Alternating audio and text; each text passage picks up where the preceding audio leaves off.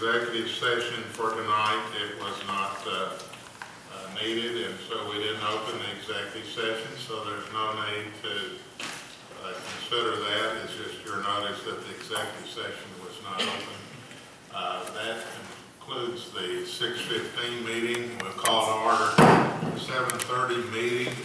As you'd arise for the pledge and the invocation, Commissioner Gary Martin. Heavenly Father, accept our thanks for this day and all its blessings. We ask that you guide and direct our thoughts, words, and actions tonight, so our decisions best serve the residents and businesses in our community. Please watch over those here and abroad that help keep us safe and free. Amen.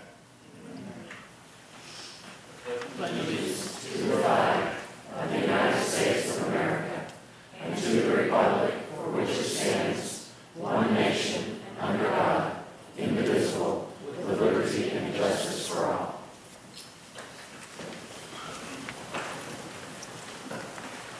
I'd like to welcome you to our meeting tonight. We have 5 joint public hearings between the Planning and Zoning Commission and the Council, and then the Council has its agenda to follow. The procedure on the public hearings between the committee and the Council are that we'll declare open each public hearing individually. We'll give the applicant an opportunity to make their presentation. We will consider any petitions or statements that have been filed, and we will allow anybody that wishes to speak to be recognized. And to do that, you'll have 3 minutes to make a statement. The City Secretary will call on you in the order that you've registered. If you haven't registered and you intend to speak and you're not an applicant, you need to do that here in the next few minutes. And then the Planning and Zoning Commission studies the applications, makes recommendations to the Council. And we appreciate your presence and invite you to be a part of your government tonight. We'll begin with opening the public hearing on conditional use C 13-18. Mr. Ron Stalbar of our staff will introduce the request.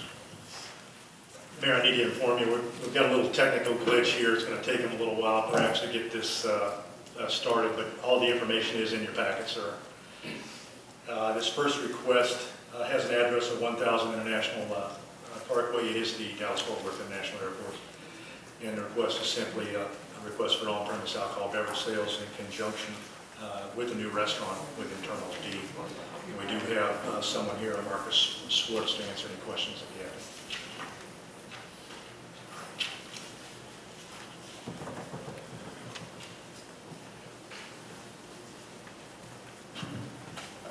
Commissioners, council members, my name is Marcus Schwartz. Here to answer any questions you may have. What is it that's on either side of this location? I'm going to call forward Sean Sands, who it's got on the ground. So the question was what's on either side? There's a Pizza Vino on the one side, and the other side there's nothing. It's actually an elevated on the second floor, but escalator. And there's 2 elevators for egress from Pizza Vino and from the lounge restaurant. Okay, thanks. Questions? Questions from the Council? Apparently there are none. Thank you very much. Do we have any letters or petitions? No, Mayor. Do we have anyone wishing to speak? No, sir. All right. Mr. Chairman, motion to close. Need a motion to close? So moved. Second. In favor?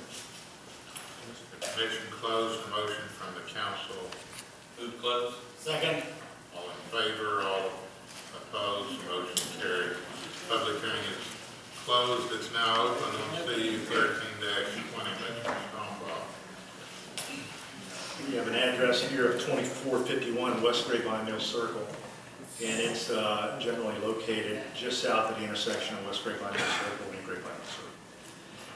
There are 2 requests this evening. The first is a conditional use permit. This is to allow the establishment of a outdoor commercial amusement, and the second is a planned development overlay to allow a reduction in the front yard setback. This is all in conjunction with a miniature railroad and the botanical garden exhibit. The site plan here shows proposed layout for a miniature railroad exhibit and botanical garden. The railroad exhibit will be housed in a approximately 18,000 square foot building. It will also contain a retail element as well as an event room and a interactive children's play area. Given the existing 60-foot Encore overhead easement and the extreme topography on the site, the applicant is asking for consideration of the reduction of the front yard setback. It's required to be 25 feet. The applicant is asking for that to be reduced to 10. And with that, I'll introduce the applicant, Mr. Grant Harrell, to answer your questions.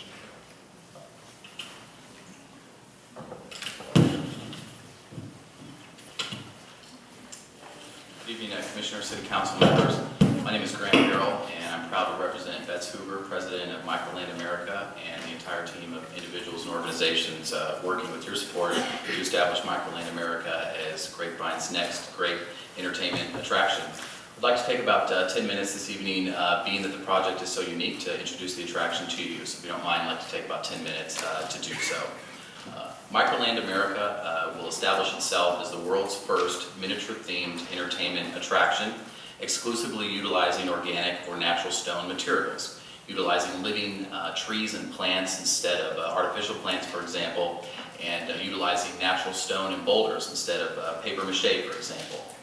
Four major themes within Microland America's major theme of miniature entertainment attraction include the integration of model trains, miniature environments, bonsai, and national park artistic replicas.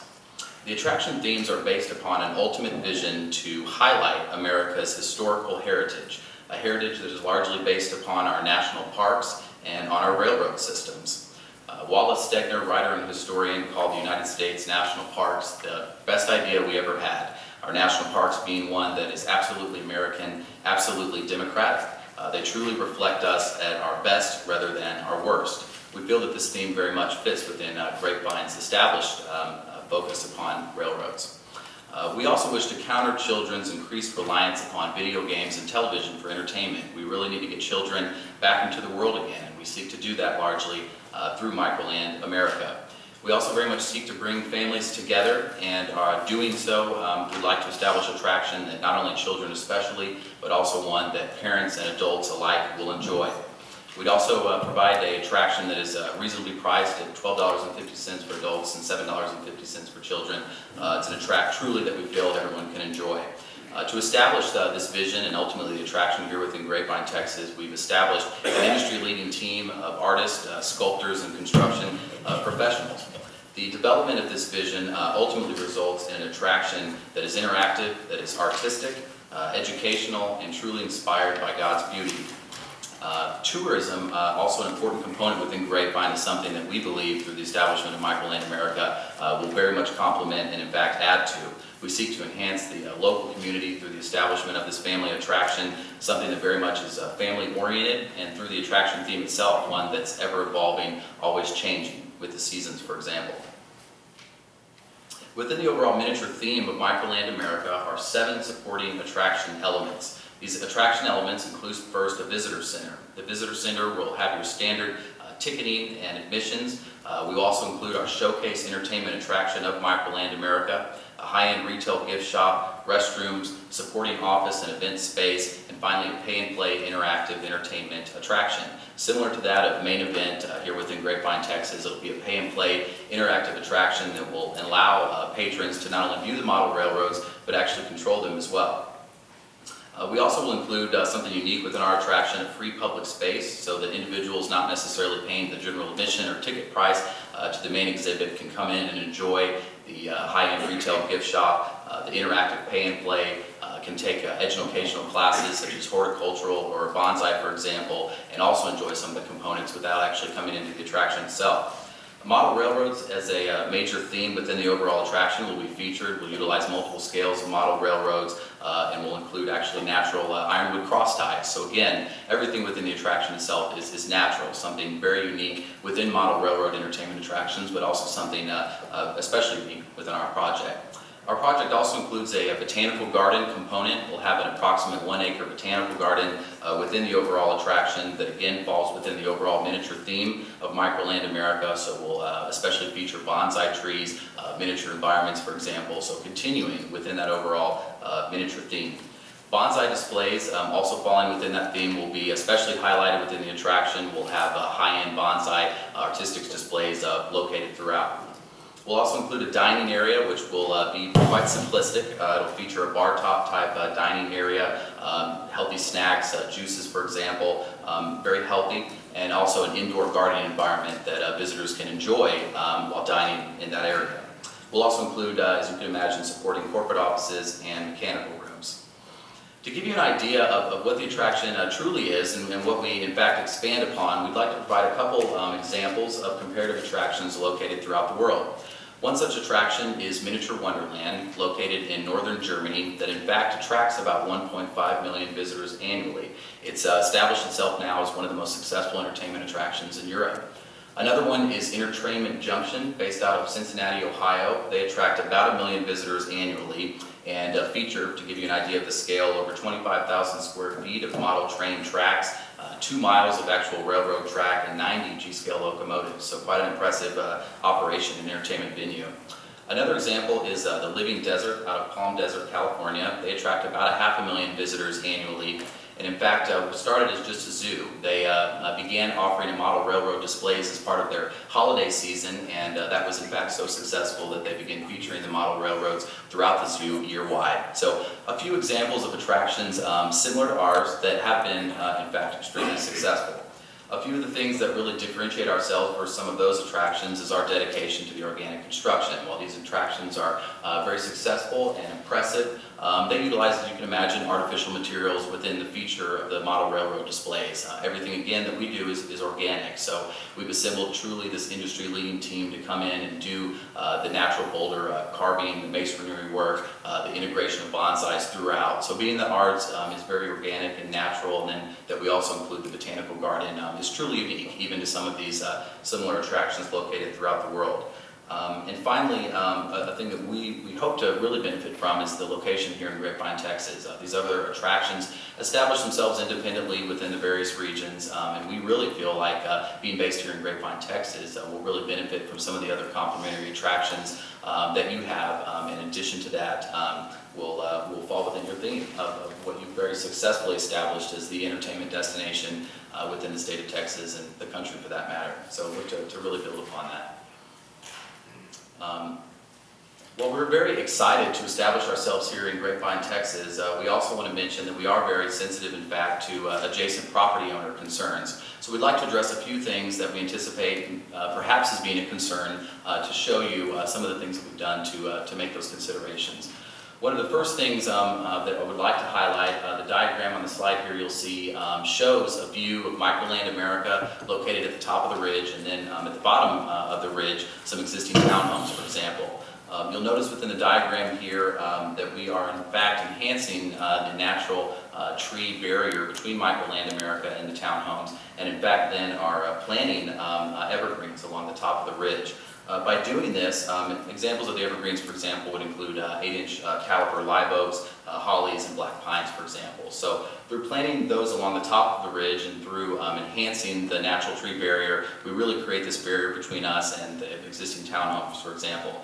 This does a couple of things. One, it provides a natural barrier or screen between our entertainment attraction and the adjacent townhomes, for example. But we also enjoy it because it will provide afternoon shade for patrons of Microland America. It'll also provide a sound barrier between us and the adjacent townhomes. And finally, we'll provide year-round color. So getting some of the seasonal colors of the existing native trees in addition to the year-round green color of the evergreens, for example. Through doing all of this, ultimately the townhomes located at the bottom of the ridge won't see Microland America, and Microland America patrons won't see the rooftops of the townhomes. So we feel like it accomplishes a couple of things through the plan related to that. Also important to note is that construction activity is minimized through off-site preparation. We do a lot of off-site boulder preparation, for example, bonsai tree preparation. So being that a lot of that is done off-site significantly reduces the overall construction activity associated with the project. Also important to note that townhome traffic will be unaffected by construction activity. We'll be utilizing entirely separate roadways than those used by the existing townhomes, for example. Also very important to note is that within our civil engineering and construction plannings, we are in fact reducing the water flow significantly down that ridge by as much as 25 to 60%. We're accomplishing that through rerouting the waterways to an existing 72-inch storm drain. The design also allows for maximum utilization of the topography and the natural vegetation, a capability that our team has implemented in the past, allowed largely through our reverse design techniques. So typically what we do is come into a project site, study the site, research the site, and understand it before actually designing the project itself. As with past projects, we're doing this also within Microland America. Also important to note a focus upon sustainability. We're utilizing cutting-edge xeriscaping techniques which minimize the water requirements for the plants, for example, utilize organic construction, no chemicals, and finally use a 100% drip irrigation system. So sustainability also is an extremely important characteristic of the Microland America project. Providing now with a front perspective view of Microland America, you'll see that we operate the entertainment venue within a 12,675 square foot facility. The exterior of Microland America is sculpted stone and stucco, resembling in fact a natural stone mesa. In addition to that, you'll notice a stylized locomotive patterned after Grapevine's own puppy. This concept is based upon the mountains and mesas that the railroads originally cut through on their way west. Further adding to the illusion are foggers simulating steam and aesthetic lighting simulating a running train on the front of the facility. Surrounding waterfalls and miniature forests further hint to the attraction that awaits patrons inside. You'll now see an aerial view of the overall attraction, and you'll see that the overall project site is approximately 4 acres. Through the miniature theme and creative design, we're effectively turning 4 acres into 100. Visitors truly will see something that they've never seen before. The attraction is one of a kind, and it is in fact multiple scale, falling again within the overall miniature theme. Upon entering the attraction, visitors will first notice a gift shop, the artistic sculptures, and a typical ticket booth, characteristic of an entertainment venue. Immediately catching their eye will be waterfalls and miniature forests hinting to the attraction inside. They make their way through ticketing and then enter Microland America's showcase attraction. The showcase attraction, or main exhibit of Microland America, is nearly half the length of a football field. It's a 140-foot long by 30-foot wide main exhibit that specifically highlights the United States national parks. Through this highlighting of the national parks, again, we utilize completely hand construction, masonry construction, and have in fact implemented an open-air design. An open-air design over the main exhibit allows for an ever-evolving attraction that changes with the seasons. So the foliage of the trees, for example, will change with the seasons, and it truly will be ever-evolving. Again, a covered walkway about 10 feet wide will encircle the overall main exhibit, allowing for truly a 360-degree view of the overall attraction. Visitors will truly appreciate within the main exhibit both the impressive scale and the intricate design of our national parks, something that you can't quite appreciate visiting them in person. We anticipate, for example, that visitors will spend approximately 45 minutes to an hour viewing the main exhibit, and then approximately 45 minutes to an hour in other supporting attractions. To give you an idea of a couple of the features of the National Park artistic replicas, we'll feature Mesa Verde artistic replica, again constructed with natural stone, approximately 14 feet long within our miniature version. An Old Faithful, complete with a geyser that shoots approximately 36 inches in the air. Mount Rushmore, about 8 feet long with 24-inch presidential faces. So the artistic replicas will truly be beautiful and unlike anything out there. A final component is an artistic creation of 1800s historic Grapevine, again utilizing completely natural construction, so we'll use real wood, natural stone, again within the construction of that. We also are using miniature bronze figurines, so all of the human figurines and animal figurines, stagecoaches for example, within the miniature attraction will all be constructed with bronze, further speaking to the bronze figurines that you have very creatively scattered throughout the city. We'll also feature active waterfalls and waterways, and in addition to that, we'll of course feature the model railroads that are a very important component of the overall attraction and really add to the real feel that the attraction will provide.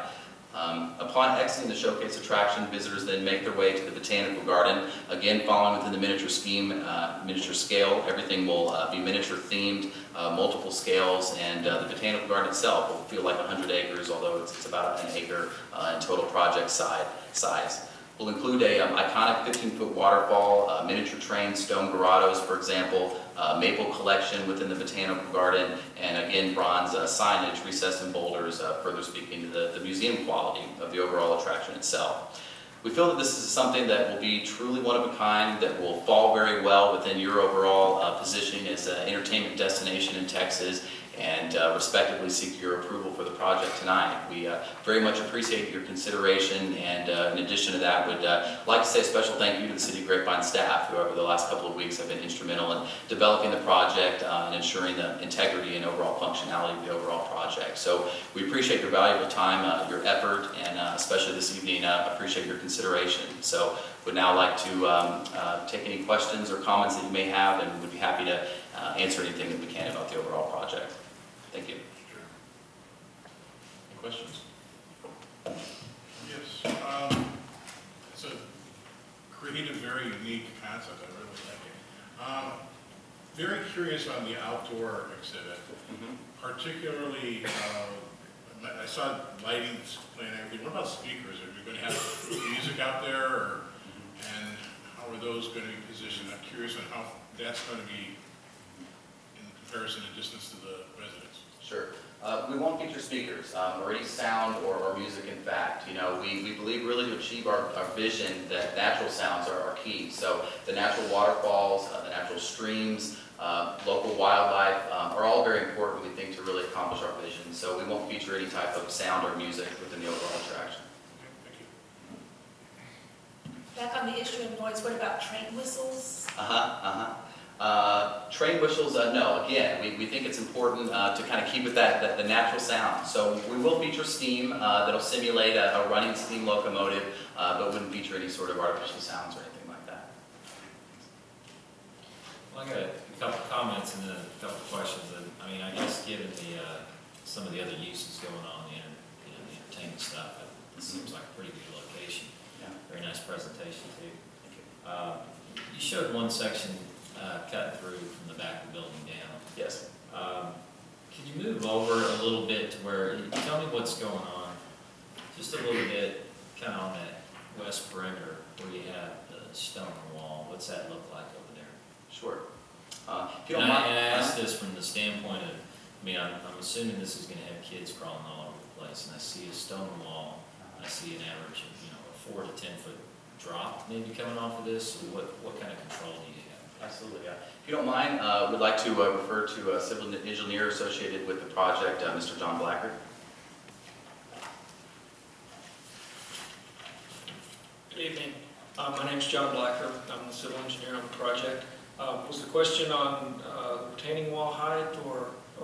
Well, it's just labeled that there's a stone wall back there, and I noticed that, based on your grading plan up above, that there's nothing to indicate that there's, I don't know if that stone wall comes up and it has a 3 or 4 foot height to anybody that's walking around outside, or if it's just a drop off, because I know some of those drop offs are, they're pretty high. So Yes, I'm sir. just curious as to what would that elevation, what would that section look like? We will either carry the stone up to 42 inches or we'll have a guardrail on the top of the wall itself. Okay. All right. Nick, thanks. Any other questions?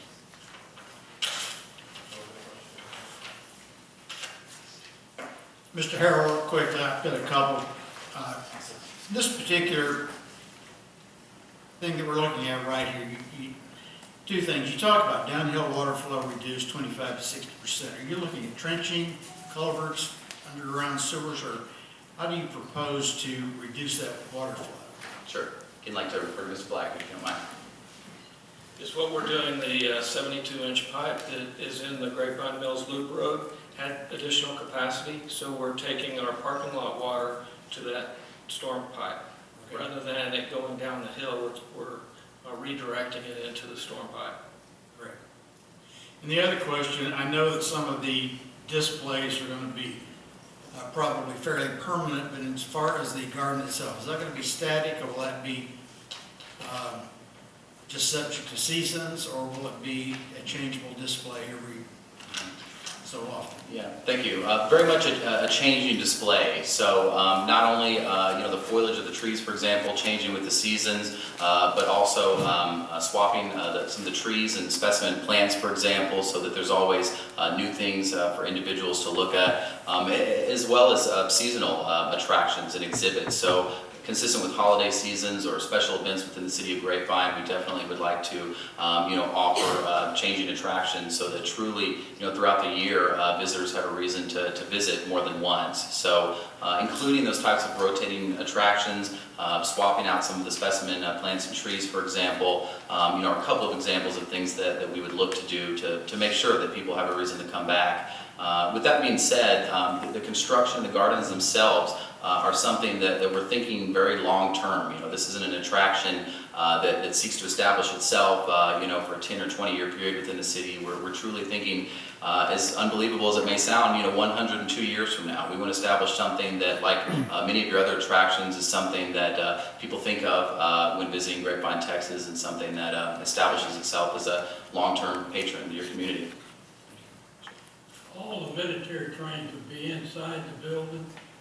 They won't, sir. Actually, in fact, we'll feature G-scale locomotives that are about 1 to 22 scale, and the garden scales are actually appropriate for outdoor use as well. So we'll have miniature trains both inside as well as outside of the attraction, which we think, again, will be something very unique. Individuals now can go to any number of model train shows and view trains, for example, but by providing the garden scale railroads, it'll be something that really few people have ever had an opportunity to enjoy. So we'll feature those both inside and outside. So you mentioned that you were going to have multiple scales, so in addition to G scale, you'll have some other scales? Yes, sir. One of the other scales, for example, would be HO scale, which is about 187 scale.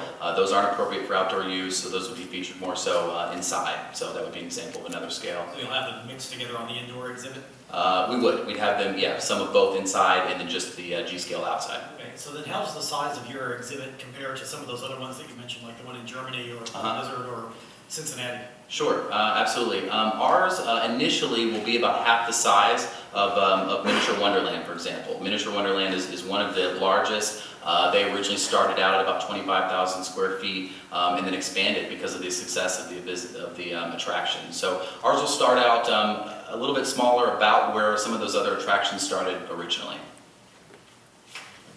This is an exciting project. Thank you. And, it's nice to see something like this come along once in a while. I have a question about one of these slides. I don't know which one it is. Could you go to the next one and let me see if it's, no, keep going.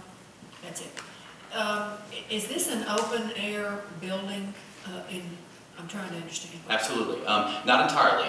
The main exhibit is open air, but the remaining components within the facility itself would all be indoor. So the gift shop, dining area, pay and play, ticketing, those would all be indoor. And then the only thing as part of the facility that would actually be open air would be the main exhibit itself, and then the botanical garden, of course, entirely outside. So is this a hole in the roof? Is this a glass roof, or what does this represent in the interior of this building? Sure, it's actually a hole in the roof, so it's completely open air, but we do have an electric roofing system that can be closed, consistent with weather conditions, for example. Like Cowboy Stadium.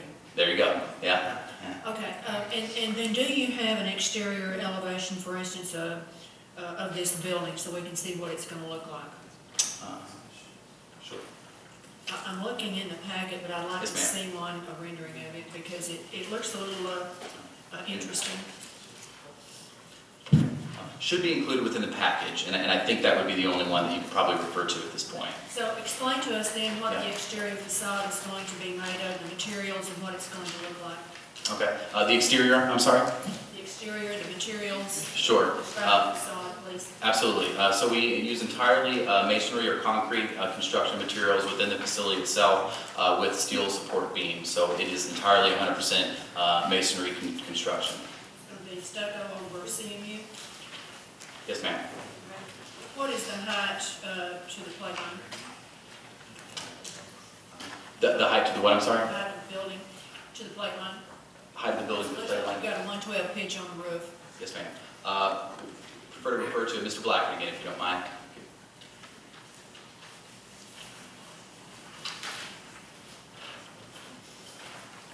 I'm guessing it's about 10 feet. That's right, it's approximately. So That it's is a very correct. low building. Ma'am, the highest elevation, we do have a little bit of a convoluted elevation off the Grapevine Mill Circle, is 23.6. 23.6. Yes, ma'am. Okay, so I'm looking at page 7 in my drawings, the north elevation, and it shows, I didn't see a dimension on there, and that's what prompted my question. But there may be one on here, I just don't find it. It's very small. It must be very small. Which, you want to know the north, the, Yeah. We got a 23.5 foot. yeah, it's, ma'am, it's, at the very peak, it's 15. Peak of the roof. Yes, ma'am. So what we have, Got about 10 feet to the plate line then. correct. Okay, then what's the 20? Well, we've got several elements here. So on the pitched portion, 15 feet. The plate line, as we work our way out on the portion with the retractable roof, that appears to be 10. And then as we work the top of the elevation that's stylized off the Grapevine Mills Circle, that's 23 feet. And so we don't have anything here to show us about what that building's gonna look like. It seems to be very low, and understand, I love the development, but this is a very unusual building for us to see here in this town. Ma'am, what's on your screen right now is what the front of the building is. That is the front of the building. It has a facade that's actually taller than the building itself. Yeah. I thought that was up along the road that was sort of like the sign going into it. This is the actual building. That's the building. That's cool. Thank you very much. Absolutely. Oh, and I do have one more question. Yes, ma'am. And I'll preface this by way of explanation. A few years ago, we had a wonderful development come to us in town that we were all very excited about, and it was wonderful, called Gardens of Grapevine, and it did not make. So I have to ask you, is your funding in place? Are you folks ready to go? Is this zoning only? Where are we?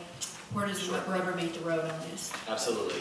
Funding for the overall project comes from 3 sources: financial institution loan, construction loan, SBA loan, as well as private equity capital.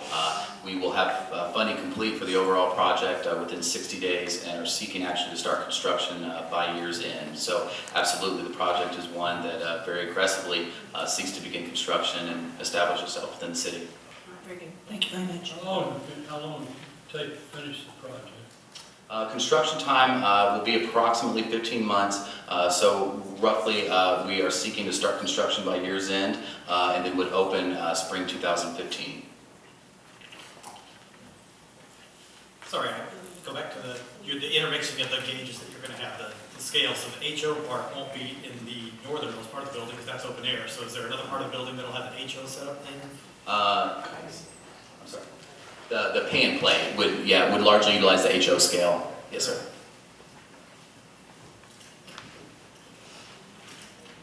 All right, any other questions? Apparently not, thank you very much. Okay, thank you, council members. All right, do we have any letters on our petitions? You have letters copied before you, one in support, 4 in opposition. Those are from property owners, and then you have received 2 letters of opposition from owners that do not own property. And you've got some people wishing to speak. Yes, sir. All right. Paul Herbold, 2614 Eagles Circle. Would you like to come forward, please?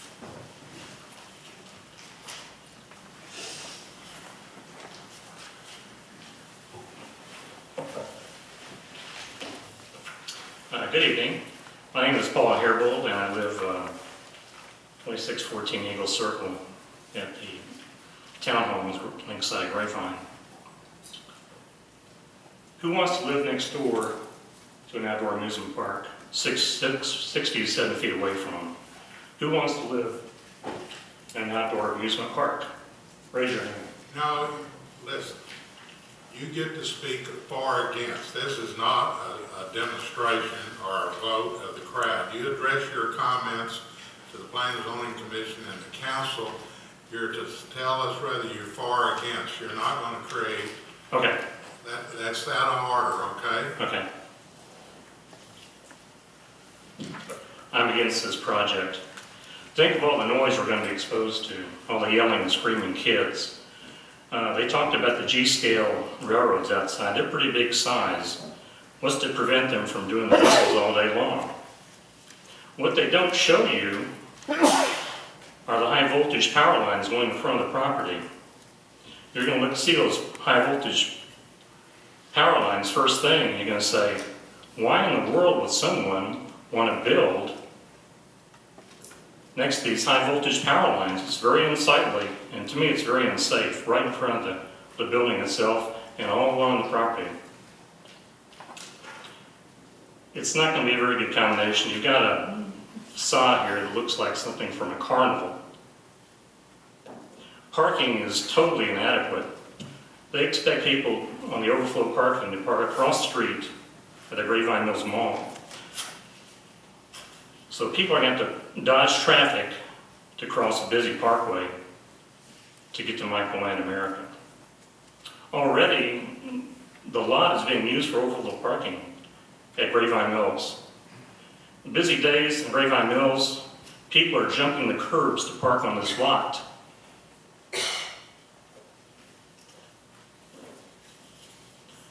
Frankly, I don't see this project as being sustainable. You're going to be stuck with a very unattractive building if they don't make it.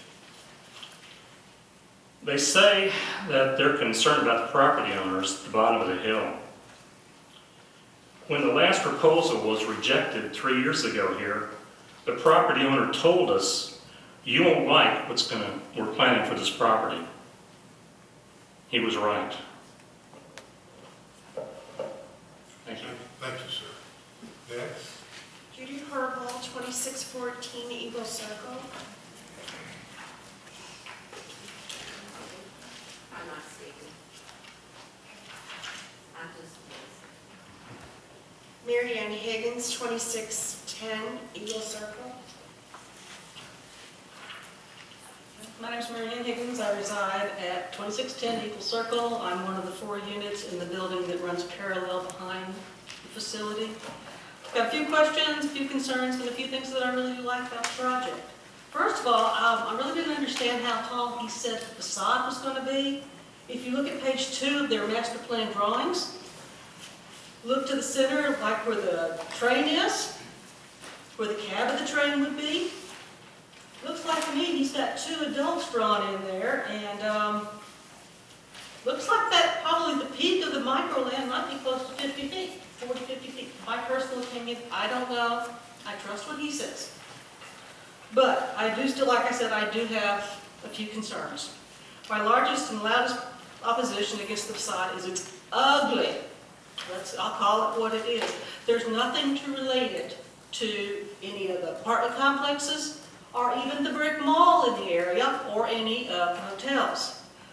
The bas-relief isn't compatible with any of that. Perhaps if they scaled down this front structure, made it a little more acceptable, and instead of putting bas-relief, if they took something like an actual iron sculpture, steel sculpture, and put it on the front of the building, that might be a little more acceptable. Grapevine Mills has the bluebonnets in steel. They have the windmill in steel. They have what I believe is a football exhibit in steel.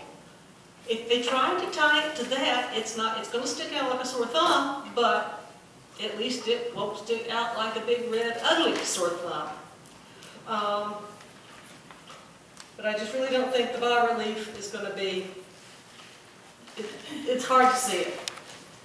My concerns begin with the city of Grapevine and their willingness to inform their compliance and inspections and enforcement of the different contractors' compliance. Right now, the stormwater pollution prevention plan for the enclave is not in compliance.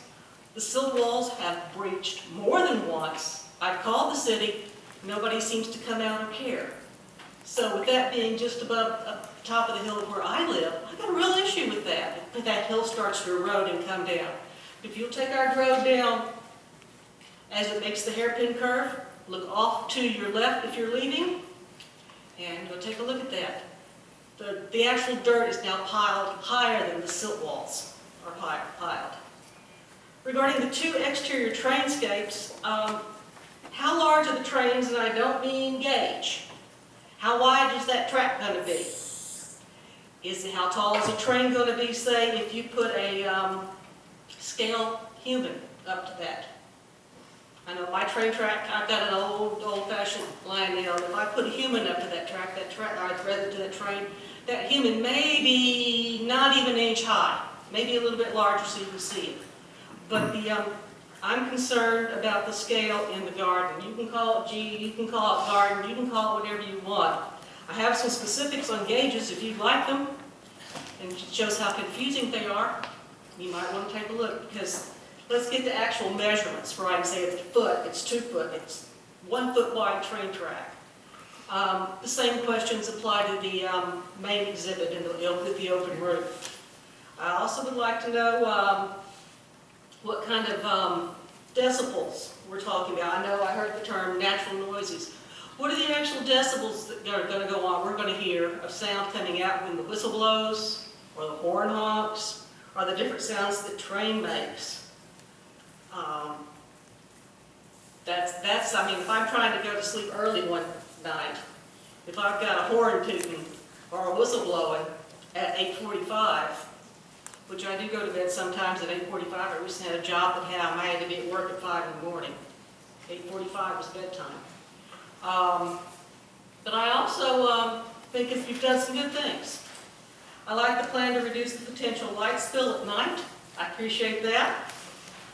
The 6-foot board-on-board fence on the west side of the facility would walk up to our homes. Not only is it going to visually separate the facility, but it should also help prevent the spread of trash.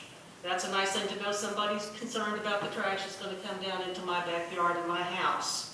The building coverage of the property is much less than the limit recommended by or set aside by the zoning laws. The parking of 120 spaces is in excess of the zoning requirements. I mean, you can figure you've got 20 employees up there. It's got 120 spaces. 20 employees, they're going to take up 20 of those parking spaces.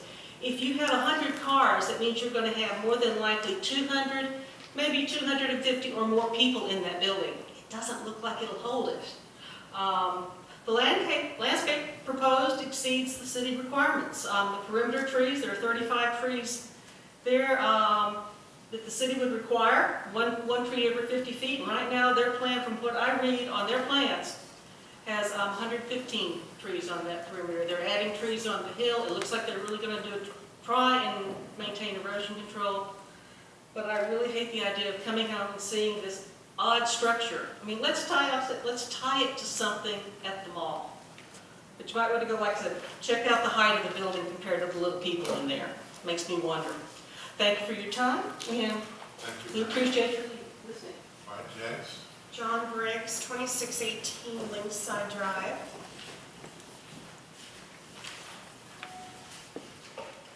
Mr. Mayor, members of the committee, council, and also the commission, my name is John Briggs, and I live at 2618 Lakeside Drive. I'm a property owner within 200 feet of the subject tract. I've been a resident of this property since October of 2007, really since the Lakeside at Grapevine development has been in existence. Additionally, I'm the Lakeside at Grapevine Homeowners Association. I'm one of their directors, and I'm also the HOA secretary. So my comments represent the majority of our neighborhood. And I have 9 comments that are in opposition to this overall plan. The first one is the major concern is the reduction in property values, the negative impact of an amusement park to the property owners of the existing residential style neighborhood. Number 2 is the potential noise from an amusement park. Although we've heard a lot of things this evening about there not being additional noise, we certainly don't live next to a railroad, and we shouldn't be hearing any sounds, even if they are steam sounds, right there. So it's important to us to not have the additional noise, and also the noise that guests and cars will also create. The third thing on my list is trash. There's already a lot of trash that comes down our hill from the Grapevine Mills Mall property. This would absolutely increase, no matter how many trees or anything that we put up there, we would see an increase in the amount of trash coming down the hill into our neighborhood. Number 4 is the hillside view is degraded. We did hear a plan of additional trees being in there. It's not only the view, but it's also the hearing of the sounds that would come from this amusement park that would be up there. Also and number 5 is with limited space, it doesn't seem that there would even be a sidewalk. I'm not familiar with the setback and sidewalk requirements, but the space does seem very limited for there to be a sidewalk along there. And the commission did a very nice job with the enclave residents that they just put up in there and making sure that there was a very nice sidewalk along that area there. The 6th thing on my list is traffic and parking. It really doesn't seem that there's much space. 110 spaces was in the plan that we saw this evening. The concern I have is if people park in the mall parking lot and walk across the street, I'm concerned about the safety of those residents and also the people that would be visiting the city of Grapevine. To have to park across the street and go across a 4-lane, it would seem to be very difficult. The next thing that I would think that we would hear the folks in the commission taking a look at is a traffic signal having to be put in at that point. Also in the plan, I did hear this evening that there will be no traffic during the construction that will impact our particular neighborhood area, but after the actual microland is opened, we figure that there will definitely be additional traffic that actually comes along and impacts our overall neighborhood. We've already seen just with the overflow parking that happens in this particular lot, there's been multiple hits of our wood fence, and we've now had to think about putting up a steel and concrete cemented fence just because of the amount of times that our fence has been knocked over by overflow parking there. The 7th thing on my list is that the planning and zoning and also the city council have done a great job of keeping this side of the street, and this is the west side of the street, as a residential style architecture. The existing style of multifamily dwellings is pleasing and it's consistent with the architecture on that side of the street. A retail amusement park architecture is not consistent with our side of the street, and the faux mesa design would be out of place for our residential area. We question, number 8 is, we question if this plan would be a sustainable draw for revenue. If it's built and then abandoned, it seems that it would be a really significant eyesore that would be remaining there. And the 9th thing on my list is, I've read the book about the property plans, the trains, the bonsai trees, and the potential for a new class of hobbyists and collectors blooming. Exciting idea. Our folks in the Homeowners Association just do not see this as a good fit for the property that we're discussing today. So I do thank you very much for your time, listening, and considering our recommendations. Thank you. Anyone else? No, Mayor, that's all. All right, thank you all for your comments. I have a question of the staff, please. Mr. Stoneball, the plan that they submitted as part of this, because it's got a PDO related, those documents become part of the zoning code. Yes, ma'am. So this is what has to be built. Yes, ma'am. Okay. The current zoning is already commercial, Community commercial, yes, ma'am. and some of the uses that could be built under the current zoning would include what? Well, let's back up just a second. I see where you're going. Let's remember that this property is zoned townhouse. It's not R20, R12, R75. So some of the protections that are built in that particular case for that zoning or residential zoning isn't necessarily here. So we could have a 2-story office building. We could have any type of multi-story retail, multi-tenant retail. We could have a restaurant without alcohol beverage sales, but we could have a restaurant at that location. CC is our most inclusive zoning district commercially and relative to office and retail uses. Thank you. And I have a question to the applicant, if I could. In the letter that you provided, sir, you stipulate that the hours of operation that you will be operating are 9 to 9, 6 days a week, and 12 to 9, I think, on Sunday. Are you willing to stipulate that those will be the maximum hours that this function would be open? Yes, ma'am. All right, very good. Thank you. Thank you. Any other questions? Apparently not. Mr. Chairman, you all have anything further? Nothing further. All right. Motion to close public hearing. So moved.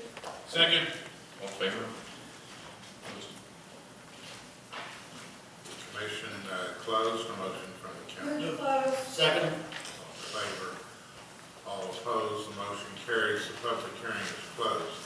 Public hearing is open on CU 13-23. Ms. Stoneball. We have an address of 440 West State Highway 114. It's generally located just to the west of South Main Street.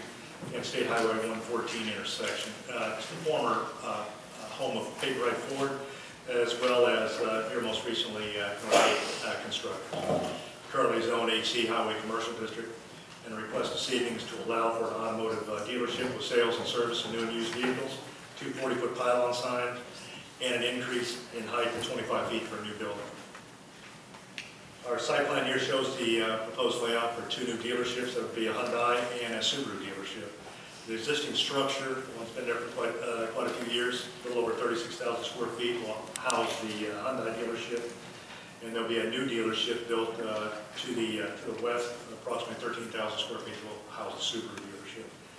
2 pylon signs are proposed, one for each dealership.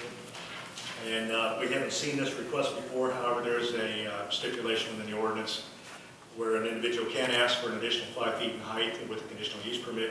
In this particular case, given the R75 zoning immediately to the north, relative to the new Subaru building, they'll be asking for 25 feet. The actual plate height is about 20 feet. However, there's a 5-foot parapet wall that surrounds the building to hide mechanical equipment. And with that, I'll introduce Ms. Missy Bonnier to speak to the floor.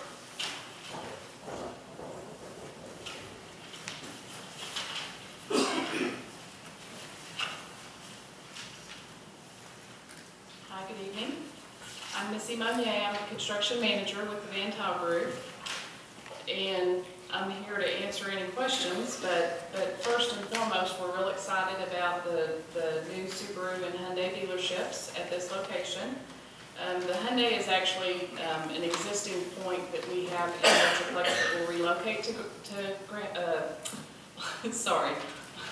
Grapevine, and the Subaru is actually a new point for us.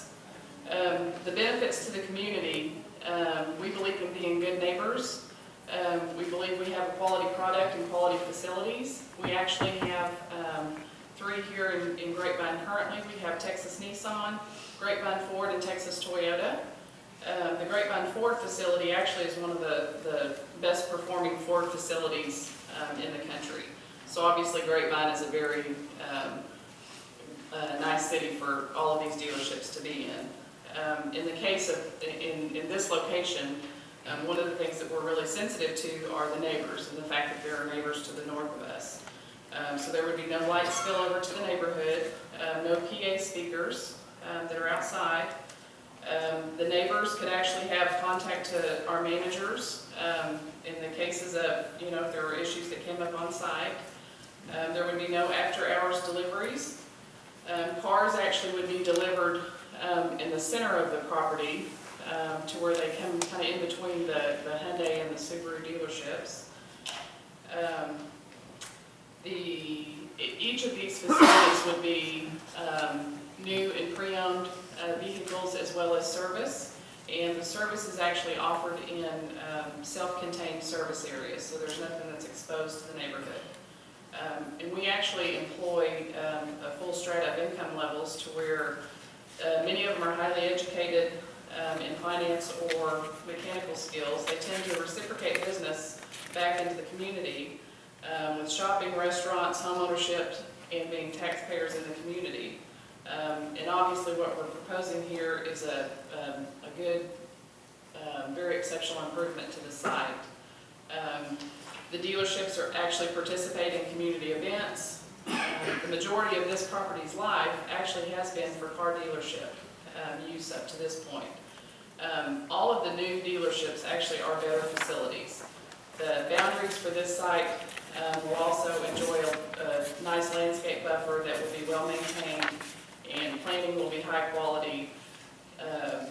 So basically just a nice improvement to this site. So that's basically the extent of what we're proposing to do, and I'm here to answer any questions or comments that you may have. I have a question just regarding the additional 5 feet on the parapet. I mean, this is a pretty intensive use for right next to residential as it is, so. Sure. If it was requested that there be a little bit, I know you've met the screening, but if there was a request to have additional screening there, just by the Subaru subsidiary. Additional screening of the rooftop equipment, is that what you're talking about? No, like the vegetative screening at the back. Would you you be On the opposed to that? northern edge, absolutely, we would be Okay, willing to do all right. that. Yes, That's the sir. only question I had. Are y'all buying this property or leasing? We actually have a long-term lease on this property that actually is effective until 2019 currently. Would you talk a little bit about the north, which is obviously where you abut the residential neighborhood? I know there's a part of it that has some type of fencing. Would you describe what the fence is and will be along that north property line? Yes, ma'am. Actually, I may refer to, okay. It's a 6-foot masonry screening wall, and it has been there. Yes, ma'am. It's required, it's been there. Okay. And then there's a requirement for a 20-foot landscape buffer, which is there, but now they've indicated they're willing to put even more landscaping there. Okay. Is it- Thank you. Is it 8 foot now or 6? 6. It is 6, sir. Thank you. And it's on this property and not on the neighbor's property, correct? That's correct, ma'am. Okay, thank you. That's all I have here. So they're basically 2 dealerships, is that what you're saying? Yes, sir. Can't you get by with one, if that's good to say Grapevine, Hyundai, Subaru, can't you get by with one post sign? There are actually 2 independent dealerships. They do actually require 2 independent pylon signs. That creates a problem for me. I thought the dealerships were gone forever on this site. It's really part of our restaurant district. Dealerships don't pay really any sales tax. They don't pay them on new cars. And when we went with Peyton Wright, they were existing dealership, the only dealership here in that area really hadn't addressed as it's developed as a restaurant district at that time. I'd really hate to see one dealership go there, much less 2. It does border a residential area, it is part of our restaurant district, and personally, I just hate to see it. Mayor, I agree. I'd like to make the comment, certainly this was an automobile dealership in the beginning. It was an automobile dealership, we only had one. Now as you come into Grapevine, that's really all you have, starting with Texan Trail, except for a fast food, a Kinko's, and a Chevron station and a bank. It's all dealerships, and you want to put this one on the other side. I really would like to think that we're more than just automobile dealerships along our thoroughfare. I appreciate why you want to come here, and I appreciate the success of the Ford dealership that you pointed out. But at the same time, I think, I've got to look at this, is this the highest and best use for the property? And in my mind, I don't think it is. I appreciate what you're trying to do, but I just don't think I can support the dealership. Are you using there's no answer to that. Are you using the existing buildings or are you building new construction? The Hyundai building actually is an existing building. It was subleased to Northgate in the last 3 years. And obviously at the time that it was subleased to Northgate, the intention always was for this site to be car dealerships. It has been since, I don't know the exact year, but it has been for years, car dealerships prior to the Northgate. We subleased to Northgate, and then that was always the intention, was to come back. So the Hyundai building is actually going to be renovated into a nice Hyundai dealership building. The Subaru is actually a brand new building. And I'm just certain that they would take into consideration maybe combining the signs if that's a big issue, and having, dual signage there. I understand, what goes along with thoroughfare there. Spend lots of time in Grapevine, actually.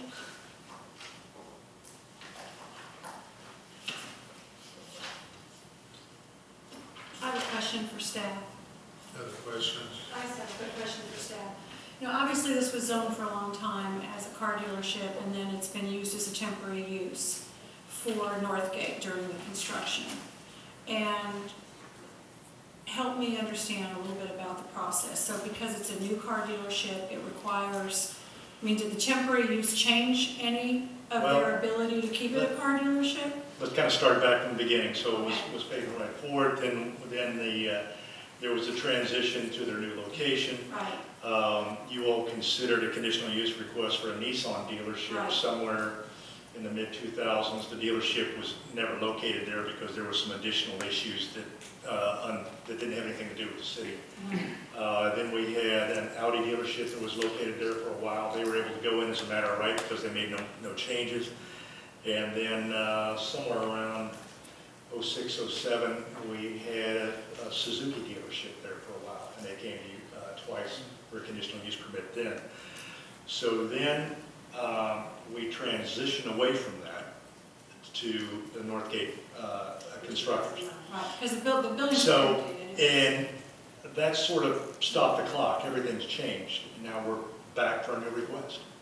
So in other words, the previous dealerships, once it transitioned to the office-related use, the clock stopped on that. So that's why we're having the conversation. Okay, thank you. So would any use in this building have to come before the council for approval? No, ma'am, just this dealership. Again, what we have is we got a piece of property that's on highway commercial, so we could have a variety of uses that would be allowed as a matter of right. But for the new dealership, you needed to approve that. Thank you. That's all I have, Mayor. Thank you. Any other questions? If not, do we have any letters or petitions? Yes, sir, you have one letter of concern copied before you. Do we have anyone, thank you very much. Do we have anyone wishing to speak? No, Mayor. All right. Do you have anything further? No, sir. All right, thank you. Mr. Chairman. Get a start motion to close public hearing. Move to close. Second. All in favor? Commission closed. Motion to close public hearing. All in favor, all opposed, motion carries. Public hearing is closed. Public hearing is open to consider a final plat of lots 1R and 2, Block 1 of the Texas Bank, and a replat of Lot 1, Block 1, Texas Bank Edition. John Robertson. Thank you, Mayor, City Council members, Planning and Zoning Commission. For your consideration is the final plat of lots 1R and 2, Block 1, the Texas Bank Edition. The property is located at the southeast corner of Main and Vine Streets. Both lots are zoned as professional office. The property was previously platted in 1997 as a single lot. This replat is subdividing the single lot into 2 lots. Both of the lots have existing buildings on them, as you can see. Lot 1R has the existing bank, and Lot 2 has the existing Chamber of Commerce building. There will also be a small amount of right-of-way dedication at the corner of Municipal Way and Vine Street. With that, I'll be happy to answer any questions you have. Questions? Mr. Chairman. All right. Questions from the council? Apparently none. All righty. Thank you very much. Do we have any letters or petitions? Yes. Anyone wishing to speak? Yes, sir. Mr. Chairman. Is there a motion to close public hearing? So moved. Second. All in favor? Commission closed. Motion from the council. Move closed. Second. All in favor? All opposed? Motion carries. Public hearing is closed. It's now open to consider a final plat of lots 4R1 and 4R2, Block 2 of the Druid Hills. Thank you, Mayor. John Robinson. Before you is the final plat of lots 4R1 and 4R2, Block 2 of Druid Hills. The property is located at 3461 Blueberry Lane, which is generally located east of Pool Road and north of Barberry Road. And as you can see on the exhibits, on the south side of Blueberry Lane, where it takes the 90-degree bend down to Barberry Road. Both lots are zoned R20. The property was originally platted as part of Druid Hills in 1957 as 2 lots. In 1982, the lots were combined by plat into a single lot. Today's replat is proposed to split this single-family lot into 2 lots again. Lot 4R1 has an existing house on it, and Lot 4R2 is proposed to have a house built on it. The total land area for both lots is about just under 2 acres, and both lots meet the R20 size requirement. If you have any questions, I'll be happy to answer them. All right. Questions? Questions from the council? John, why is there a 30-foot building setback line on these 2 lots when all the others are 25?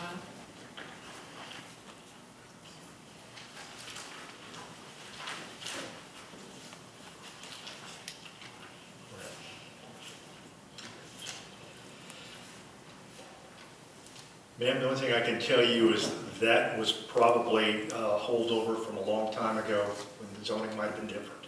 Okay. But I'm not absolutely certain of that. All I can do is, It's not a requirement we have, it's what they brought forward on their plat, is that right? correct, ma'am. Thank you.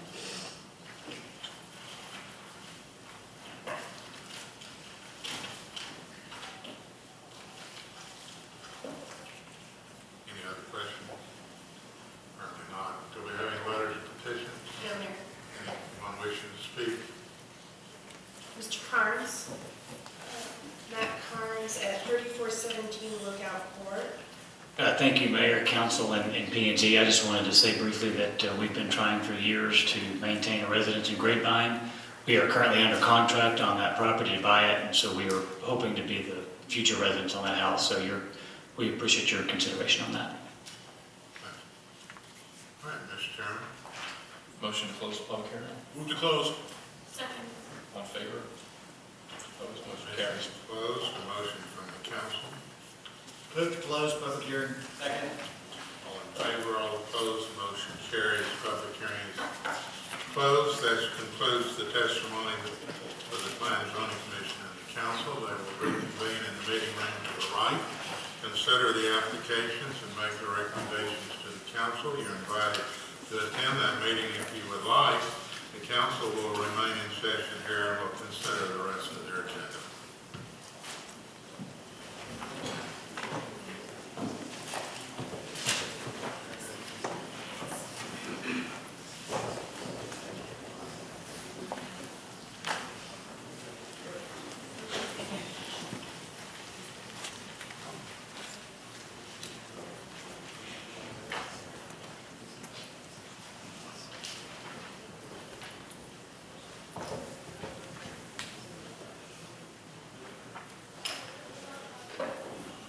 Righty.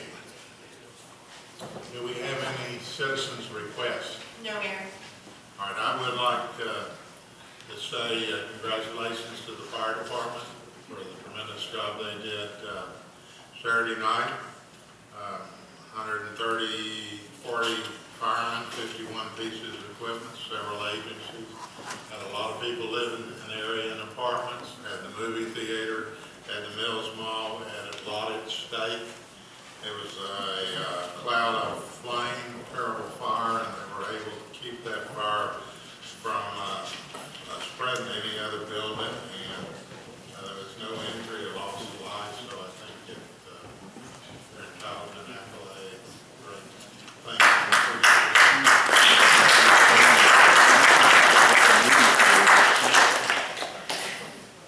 Next, we have a presentation from Mr. Mike Lease on the report of the Sister City trip to Crims, Austria.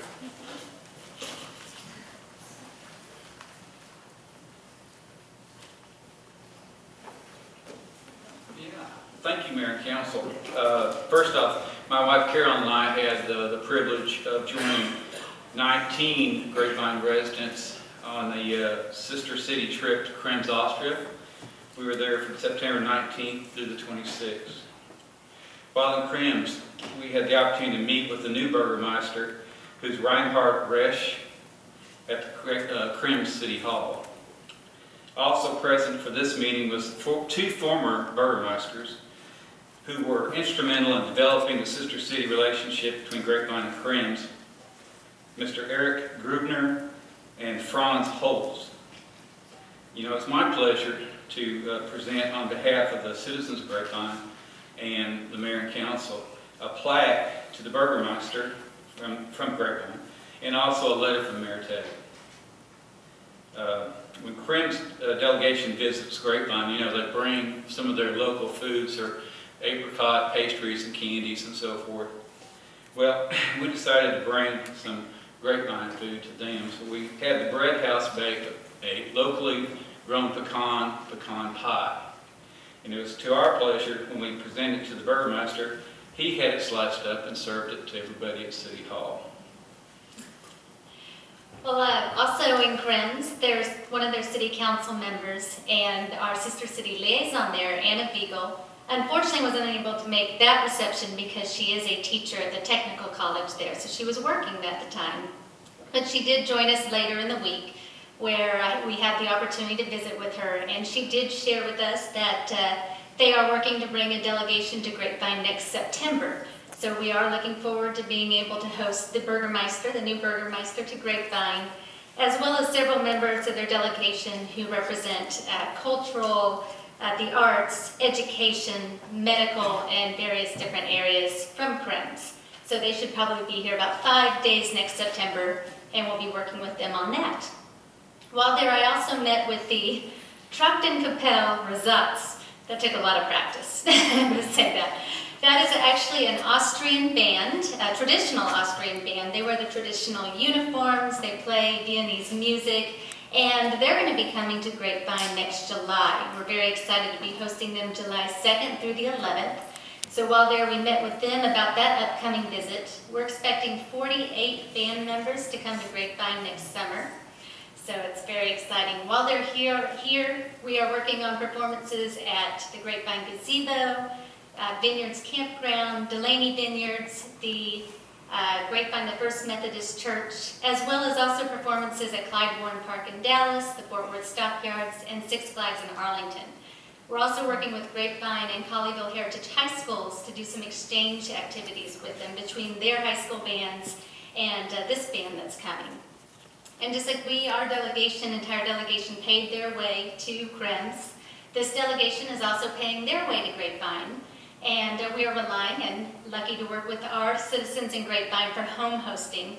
So they will be staying with many families here in Grapevine and get to experience Grapevine the way that we experience and get to see Grapevine in Texas and spend some free time with them. And as we've been very lucky in the past, develop some great relationships that will last a lifetime. So we're looking forward to that.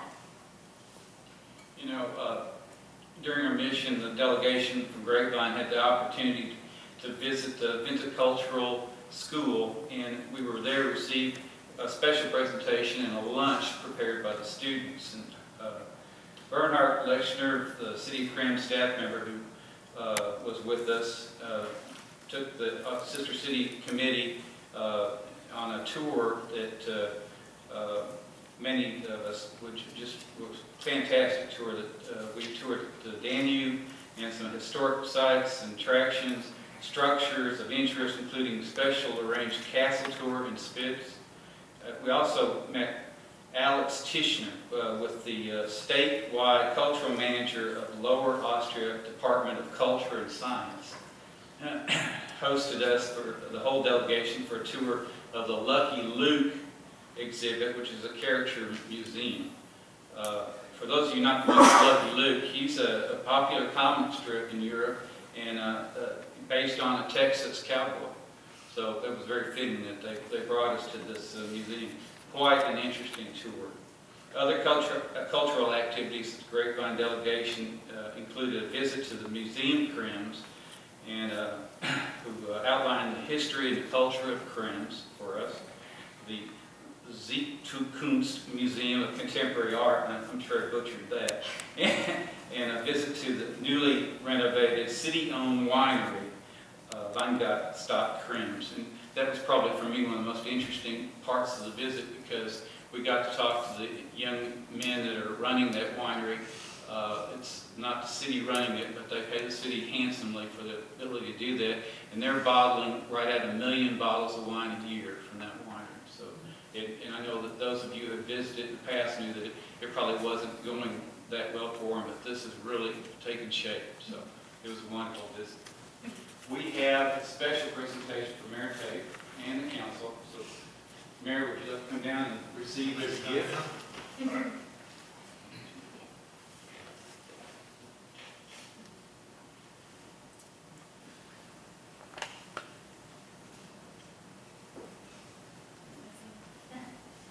Well, this was presented by Burgermeister Resch, the new Burgermeister, to Mayor Tate and the City Council of Grapevine.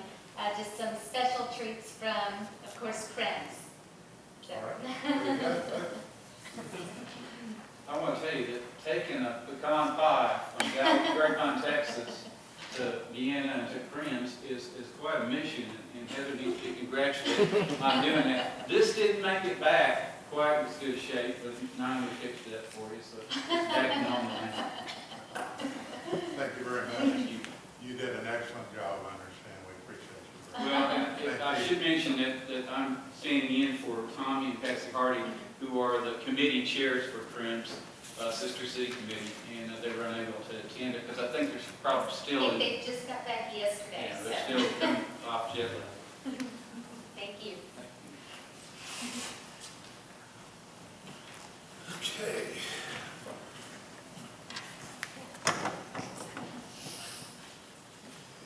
Next is to consider additional funding for participation with the Texas Department of Transportation and acquisition of right-of-way for State Highway 121, Section 13 improvement. Stan Lancaster. Oh, no. Good evening, Mayor. Hey, how you doing? I'm not No, he's not. Stan regrets that he wasn't feeling Yeah, well. he does. And about 30 minutes before the meeting, he turned this over to me. So, thank you, Mayor. On May 5th of 2009, City Council approved a local funding agreement with TxDOT Dallas. The city would fund, part of that agreement, the city would fund 10% local match, estimated at $650,000, less $154,699.07 that Dallas County could provide. So the city's share would be $495,393, or 93 cents. Based on those 2009 numbers, the right-of-way estimate was $6.5 million, but the actual purchase right-of-way cost this year was just short of $8 million. So the actual 10% right-of-way cost was $799,834.20. So due to those higher right-of-way costs, TxDOT is requesting additional funding by the city of $149,834.20 to meet our 10% local match. So I threw a lot of numbers at you, but I'll be happy to try to answer any questions. Any questions? Scott, the account that this money is in normally has a name on it to identify it. What is account number 178, et cetera, et cetera? I don't know. Okay. Is this budgeted this year? Stan did inform me that the funds are available in that account. Yeah, I'm certain these are bond funds. John McGrain is sitting in back of you, and I'm sure between he and Karen, do you know, can you identify the account number? My understanding would be those would be old bond funds, Karen, and that all we're doing is programming the additional amount out of that bond fund account. That is correct. Thank you, fair enough, appreciate it. Thank you. Yes, ma'am. Move for approval. And before you do, real quick question. This is for phase 2, which are new ramps to provide access, isn't that correct? This is for the State Highway 121, Section 13, and it's going from 2499 up to Denton Creek. Right. Yes. To your knowledge, are there any ramps that are going to be closed or we will lose access to?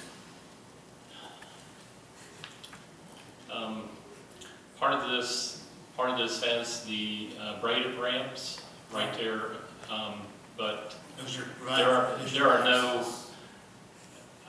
there are no ramps that'll be closed. The braided ramp will take the place of the one that's. You've answered my question. Okay. You made a motion? I did. I'll second it. We have a motion to approve it and a second. All in favor?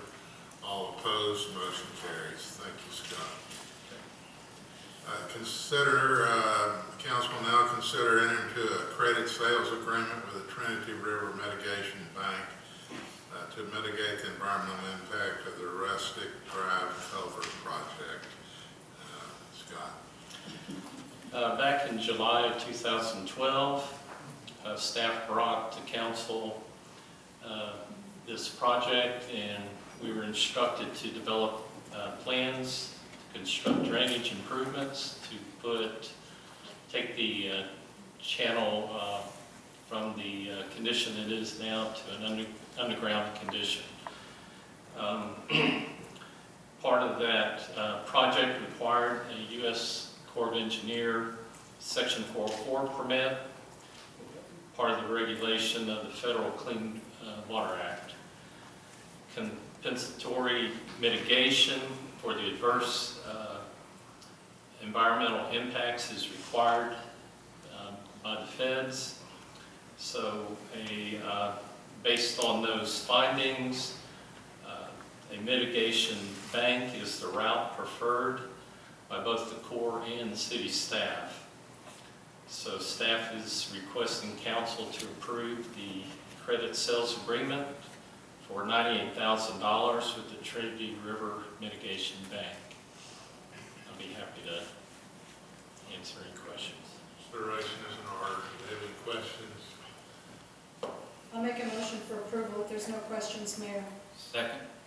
Any discussion? Not all in favor, all opposed, motion carries.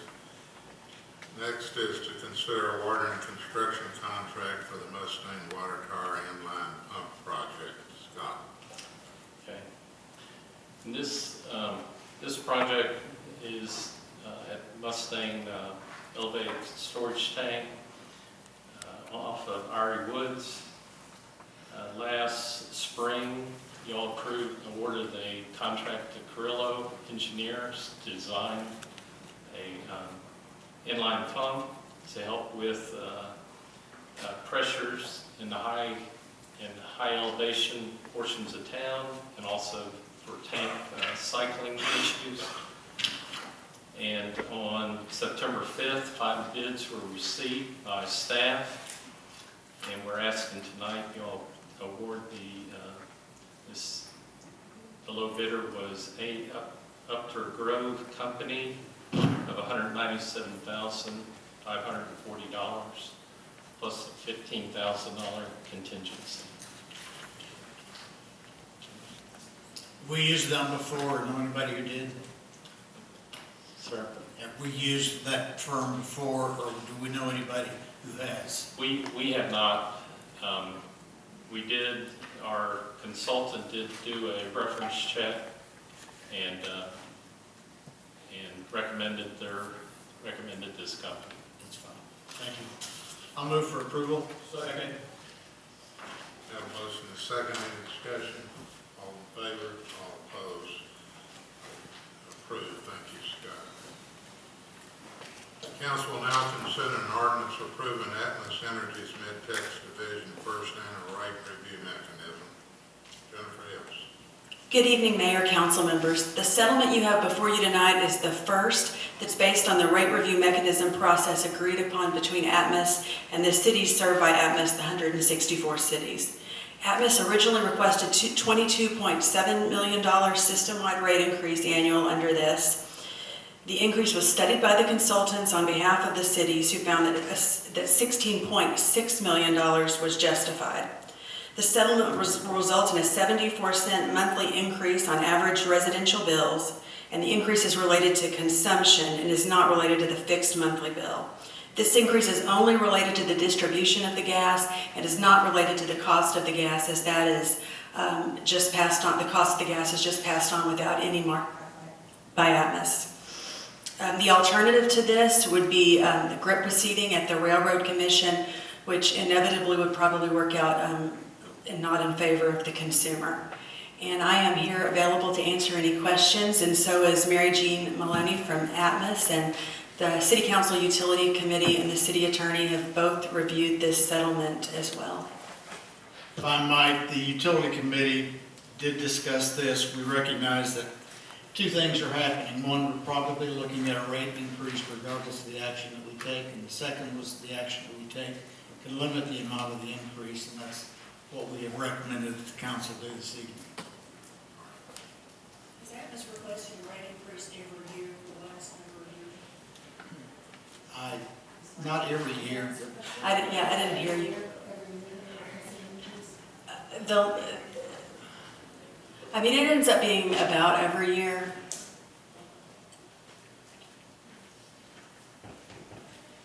It was interesting, and I appreciate Jennifer's pointing out that the natural gas prices aren't included in this, it's simply distribution, because that was one of utility committee's concerns, is the natural gas prices being so depressed right now, why would we be looking at a rate increase? And I'm not sure I understand why the transmission costs have gone up either, but like I say, we're looking at a rate increase when we're at the other, we chose the lesser of two evils. I'll move for approval. Second. Any further discussion? Not all in favor, all opposed, motion carries. Item 11, consider a resolution authorizing an annual contract for emergency medical service billing and collection for the city of Plano. Walker. Good evening, Mayor and City Council. Karen Walker, the Controller for the City of Grapevine. Tonight, I have before you a resolution that involves our EMS billing service. As you know, back in 2006, the City of Grapevine outsourced these services, and our current provider agreement will be expiring at the end of this year. And with all the changes that we're starting to see in the industry, in the insurance industry, and with Medicare, this year, city staff, both the Fire and Finance Department, got together. We met with several providers and also met with other local fire departments to discuss emergency fire provider billing services. Staff evaluated several different criteria. We were looking at better financial reporting capabilities. We were also looking for patient responsiveness and claims follow-up. We also wanted to look at the client provider service fees, and we also wanted to see if there were other services that these providers could give us.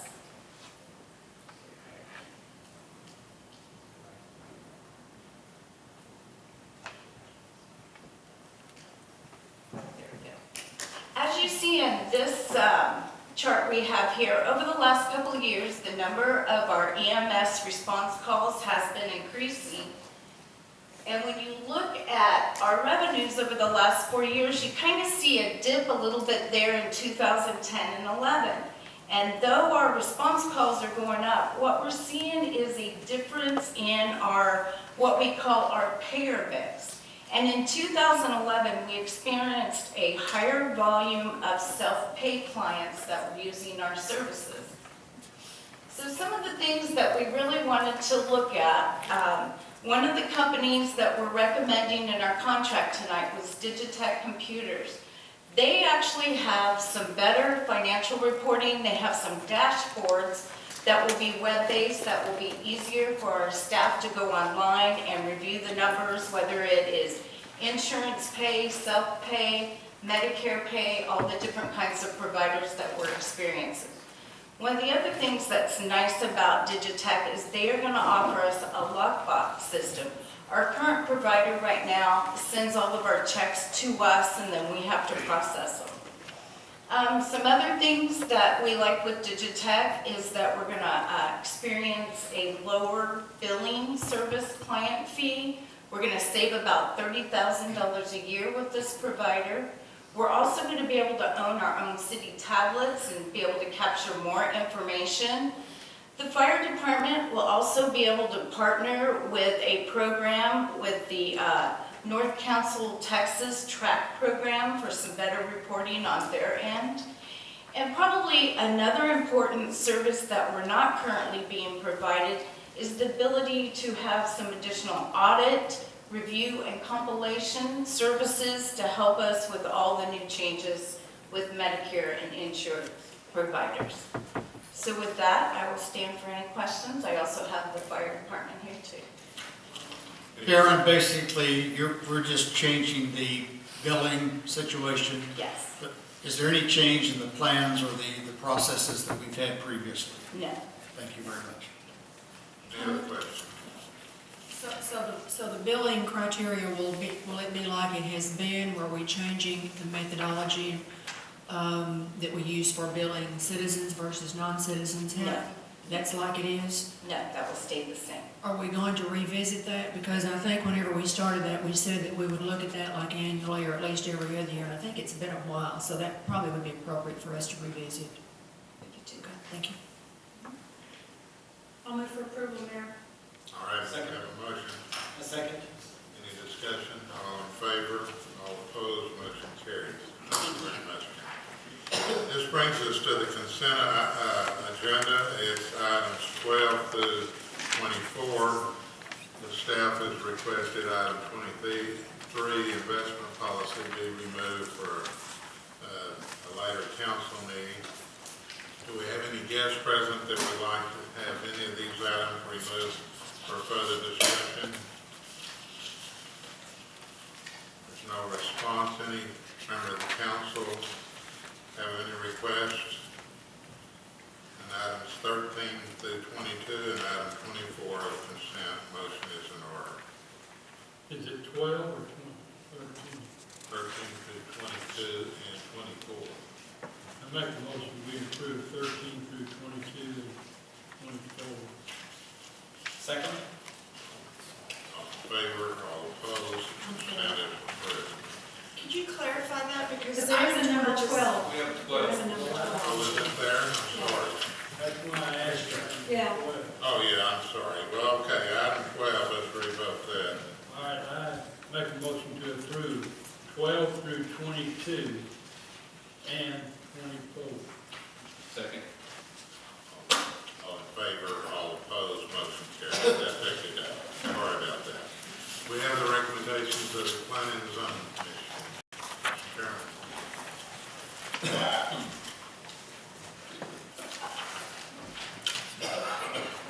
Okay.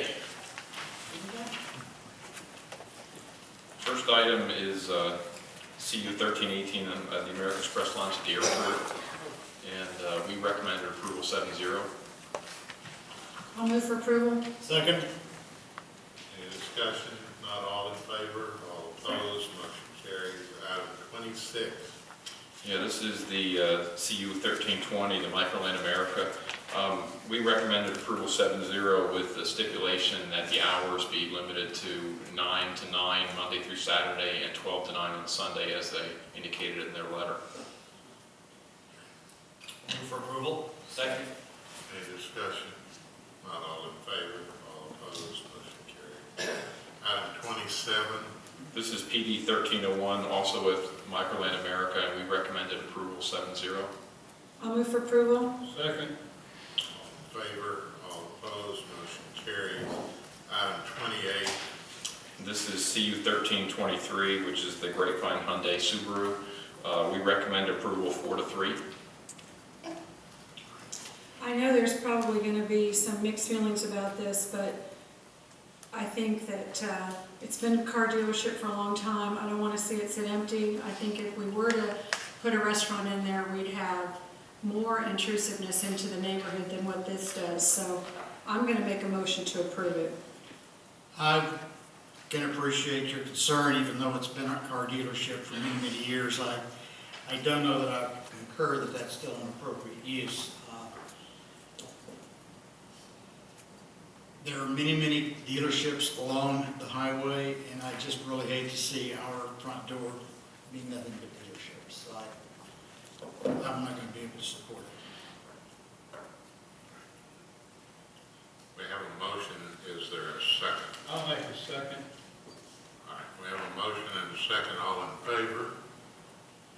All opposed?